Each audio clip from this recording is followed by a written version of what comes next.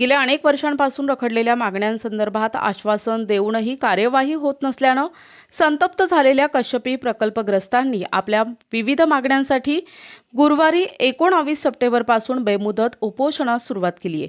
मागण्या पूर्ण होईपर्यंत आंदोलन सुरूच ठेवण्याचा निर्धार प्रकल्पग्रस्तांनी व्यक्त केला आहे।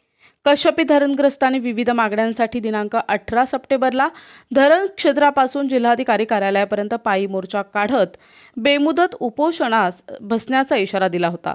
त्यानुसार गुरुवारपासून त्यांनी आंदोलनास प्रारंभ केला असून थेट मंत्रालयापर्यंत प्रश्न मांडूनही त्यांची सोडवणूक होत नसल्यानं आंदोलनाचा निर्णय घेण्यात आल्याचं सांगितलंय। भूसंपादन करताना प्रत्यक्ष जागेवर 372 शेतकऱ्यांच्या जमिनी संपादित करून आम्हाला देशोधडीला लावण्याचं काम पाटबंधारे विभागानं केल्याचा आरोप आंदोलनकर्त्यांनी केलाय। आता या आंदोलनानंतरही शासनाला जाग आली नाही तर पुढील आंदोलन अधिक तीव्र स्वरूपाचं करण्यात येईल असा इशारा कृती समितीतर्फे देण्यात आलाय। या प्रसंगी हरिभाऊ बेंडकुळी, दिलीप गायकवाड, संजय गायकवाड, सागर पिंपळके, सागर तुपलोंढे, सुरेश मोंढे, सुनील मोंढे, भागीरथ फसाळे, तुकाराम बेंडकुळी आदी उपस्थित होते। यावेळी मंडाले यांच्या समवेत देवळाली विधानसभा मतदारसंघाचे अध्यक्ष अशोक पाळदे हे देखील उपस्थित होते।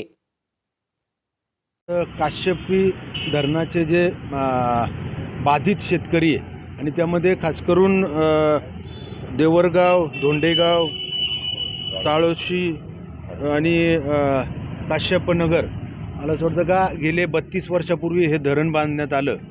परंतु त्या काळामध्ये ज्यावेळेस महापालिकेसाठी हे धरण बांधलं जात होतं त्यावेळेस महापालिकेने याबाबतची लेखी शाश्वती दिली होती का जे बाधित शेतकरी असतील तर अशा सर्व शेतकऱ्यांच्या कुटुंबातील एक व्यक्तीला त्या ठिकाणी नोकरीचं आश्वासन देण्याचं करारनाम्यामध्ये म्हटलेलं आहे। पहिल्या टप्प्यामध्ये ज्यावेळेस 1100 दशलक्ष घनमीटर याप्रमाणे त्याचं प्लॅनिंग आराखडा तयार करण्यात आला, त्यावेळेस ते जे शेतकरी होते त्यापैकी काही लोकांना कराराप्रमाणे घेण्यात आलं।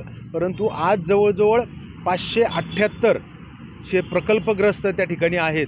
प्रकल्पग्रस्त पैकी 302 प्रकल्पग्रस्तांना दाखले मिळालेले आहेत। उर्वरित लोकांना दाखले लवकरात लवकर मिळावेत, त्यानंतर त्यांचं पुनर्वसन त्या ठिकाणी व्हावं आणि ज्या प्रकारे 60 लोकांना त्या ठिकाणी प्रकल्पग्रस्तांना घेण्यात आलं त्याचप्रमाणे इतर जे काही उर्वरित जे बाधित शेतकरी आहे त्यांच्या कुटुंबातील प्रत्येक व्यक्तीला एक तर जलसंपदा खातं असेल किंवा महापालिका असेल असं कोणीतरी त्या ठिकाणी लेखी आश्वासन द्यावं अशा करता त्या ठिकाणी आंदोलन करण्यात आलेलं आहे।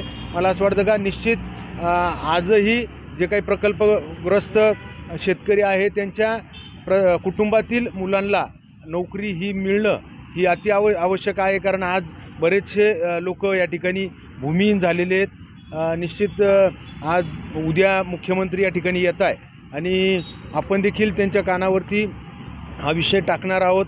त्यांच्याशी जर जमलं तर भेट देखील त्या ठिकाणी भेटीचा देखील प्रयत्न या ठिकाणी करून या लोकांना न्याय कसा देता येईल यासाठी आपण प्रामाणिक प्रयत्न या ठिकाणी करू अशी ग्वाही आपल्या सर्वांच्या समोर आपल्या सगळ्यांना या ठिकाणी देतो आणि निश्चित आपण त्यासाठी निश्चित एक सकारात्मकपणे प्रयत्न या ठिकाणी करू ही देखील ग्वाही देतो।